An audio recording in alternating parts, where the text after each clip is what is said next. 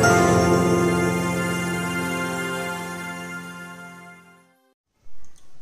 Friends, समस्त स्वागत। आमे दशम श्रेणी ज्यामिति आलोचना करथुले। ऑलरेडी आमे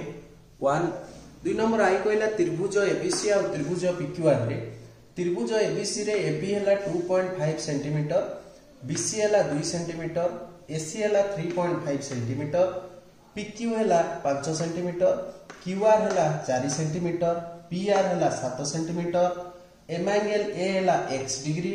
एम एंगल क्यू हला y डिग्री। हेले हमु कोन क्वेश्चन पचारची बी कोण, सी कोण, पी कोण एवं आर कोणर परिमाण बाहर करिया पड़िबो। बहुत सिंपल क्वेश्चन, मु चेष्टा करछि सॉल्व सिंपल ले कया पई बुझिया चेष्टा कर। प्रथम कथा आगे मु देखिमी एटी जो चित्र दीटा अछि, ए चित्र दीटा देखो एबी अछि 2.5, पीक्यू अछि 5। ता अर्थ एबी रो 2 गुण हला पीक्यू, बीसी रो भी 2 गुण हला क्यूआर, काइना 2 दुने 4, एसी रो भी 2 गुण हला पीआर, ता अर्थ 3.5 रे 2 गुण 7। ता अर्थ म एतुर कोन पाइली ना एबी बाय पीक्यू समान बीसी बाय क्यूआर समान एसी बाय पीआर। जेतबेले हमर दुईटी त्रिभुजर अनुरूप बाहु गुड़िक समानुपाती हेबे सेतबेले कोन आसीबो ना त्रिभुजद्वय सदृश हो। को सदृश अनुसार ना बा बा बा सदृश अनुसार त्रिभुजद्वय सदृश हो। ताल हम लिखिम अतएव त्रिभुज एबीसी सदृश त्रिभुज पीक्यूआर। जेतबेले त्रिभुज एबीसी सदृश त्रिभुज पीक्यूआर होउची ताहाले ए कोण सहित पी कोण समान हबो, बी कोण सहित क्यू कोण समान हबो एवं सी कोण सहित आर कोण समान हबाकू बाध्य। ताले मोर जेहेतु एठी ए कोण अछि x डिग्री, तेणु मोर एम एंगल पी हबो x डिग्री। तेणु गोटे काम सरी गला, मोर एम एंगल ए पी हे गला x डिग्री। द्वितीय रे जेहेतु क्यू कोण अछि y डिग्री, तेणु बी कोण मध्य y डिग्री हबाकू बाध्य। तेणु एटा आसिला y डिग्री। आउ मोर रहिला किए ना सी कोण एवं आर कोण। आमे जानिचंदी एक त्रिभुजर 3 कोणर समष्टि 180 डिग्री। तेणु जेहेतु ये हला x ये हला y, ताले सी कोण केते आसीबो पिले ना 180 माइनस x प्लस y, अर्थात आमे x और y को मिसेई की 180 रु फेडिले सी कोण पाइबा। आर कोण मध्य से आसीबो कोण आसीबो ना 180 minus x plus y किबा y plus x मध्य लिखिबार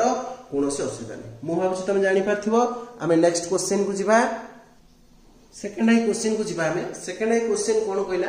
ना त्रिभुज एबीसी और त्रिभुज डीएफ। त्रिभुज एबीसी रे एबी 4 सेंटीमीटर, बीसी 6 सेंटीमीटर,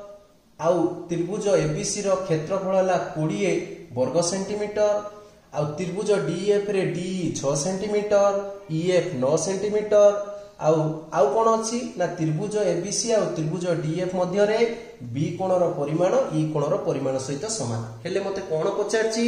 त्रिभुज डीएफ रो क्षेत्रफल निर्णय कर। ठीक अछि आगे पिला हम प्रथम दीटा त्रिभुज को तुलना करिबा, देखिबा दीटा त्रिभुज सदृश होचंती कि जदी सदृश होचंती ताले को सादृश्य अनुसार होचंती सेटा हमको जानिया पड़िबो। प्रथम मु एबी बाय डी बाहर करछि पिले एबी बाय डी हेले 4 बाय 6 2 रे काढले 2 दुना 4 2 3 6 अर्थात 2 बाय 3। आउ कोन अछि मोर ना बीसी बाय एफ, ताले बीसी हला 6 या आसला 9 3 ने काढले 3 दुने 6 3 ने काढले 3 3 9 2 बाय 3। ताले अर्थात मोर कोन आसिला ना अते एबी बाय डी समान बीसी बाय एफ। ताले एबी बाय डी समान बीसी बाय एफ एवं सेमानकर अंतर्गत कोण समान। ताले एवं आउ कोण अछि ना एम एंगल बी समान एम एंगल ई। आमे जानिचंदी पिले गोटी दुईटी त्रिभुज मध्य रे जदी गोटीकर दुई बाहु अन्यटीर अनुरूप दुई बाहु सह समानुपाती एवं सेमानकर अंतर्गत कोण समान, तेबे बा को बा सादृश्य अनुसार त्रिभुज ए बी सी सदृश त्रिभुज डी ई एफ हो। कौन अनुसार पिले ना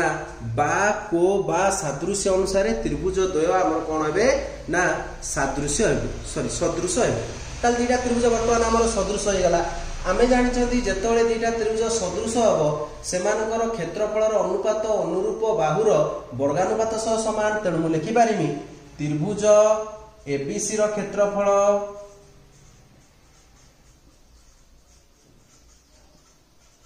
बाय त्रिभुज डीएफ रो क्षेत्रफल तमे जेकोसी दुईटी बाहु को अनुरूप बाहु को समानुपाती करि परियो पिले सेमिति कोनोसी असुविधा नै मु ab square by d square करछि तमे ताकू bc square by f square करि परिबो कोनोसी असुविधा नै मु कोन करली ना ab square by d square हैला ताले इंप्लाइज कोन आछी हमें देखिबा नेक्स्ट रे त्रिभुज एबीसी रो क्षेत्रफल अछि 20 बाय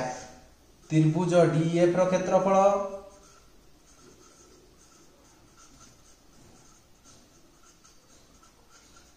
समान एबी केते अछि पिले एबी अछि 4 4 रो स्क्वायर डी केते अछि 6 6 रो स्क्वायर आसिला ताहले हम ताकू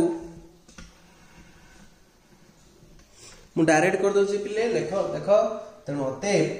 त्रिभुज डीईएफ रो क्षेत्रफल आमे डायरेक्ट कर दबा समान क्रॉस मल्टिप्लिकेशन हेले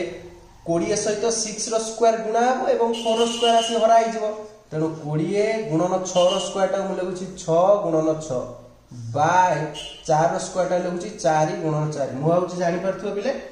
वर्तमान हम काटिबा 4 रे काट देले 4 5 20 2 रे काटले 2 3 6 2 रे काटले 2 2 4 2 रे काटले 2 3 6 तेणु केते आसिला ना 5 3 15 15 3 45 45 वर्ग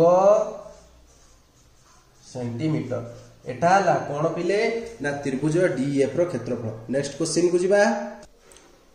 आमे थाडे क्वेश्चन को जिबा पिले थाडे क्वेश्चन बहुत समय रे एग्जाम रे पड़े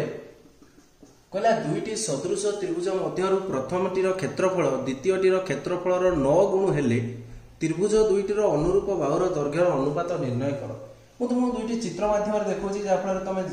सहज रे जानि परिबो एटा मन कर पिले त्रिभुज एबीसी एटा हला त्रिभुज डीएफ हला से कहला प्रथमटी रो क्षेत्रफल द्वितीय रो क्षेत्रफल रो 9 गुण अर्थात जदि आर क्षेत्रफल x हला आर क्षेत्रफल हो 9x काने 9 गुण कहिछि हेले त्रिभुज दुईटी रो अनुरूप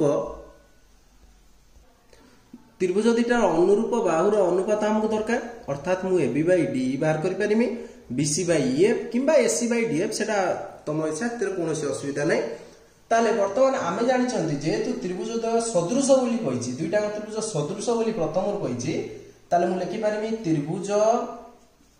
एबीसी रो क्षेत्रफल बाय त्रिभुज डीएफ रो क्षेत्रफल समान ab square by d square आमे लिखि परिबा दुईटी सदृश त्रिभुजर क्षेत्रफलर अनुपात अनुरूप बाहुर वर्गानुपात सह समान ताल इंप्लाइज एबीसी रो क्षेत्रफल केते आसी 9x बाय डीएफ रो क्षेत्रफल x समान आमे लिखि परिबा एटा को ab बाय d रो स्क्वायर x x कटि गला ताल इंप्लाइज ab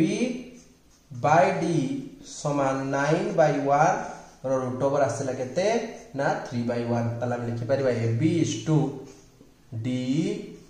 समान 3:1 ताले बिले तमा को डायरेक्ट मध्ये करि परिबो काइना चित्र रु देखिले ही जणा पड़ी जाउची गोटेला 9x गोटेला x ताकू जदी हम भाग कर दबा 9/1 तार वर्गमूल हो 3:1 एथरे कोनोसी असुविधा नै तमे एमिति मध्ये लिखि काढि परिबो ठीक अछि अब नेक्स्ट क्वेश्चन को जिबा